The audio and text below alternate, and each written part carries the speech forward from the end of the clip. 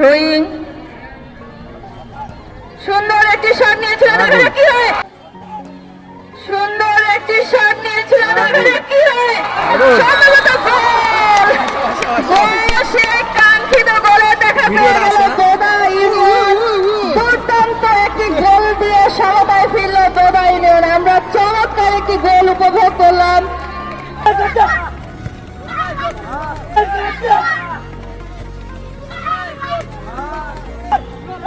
দোদা ইউনিয়নের অনুকূলে সুন্দরভাবে আক্রমণে যাওয়ার চেষ্টায় দোদা ইউনিয়ন।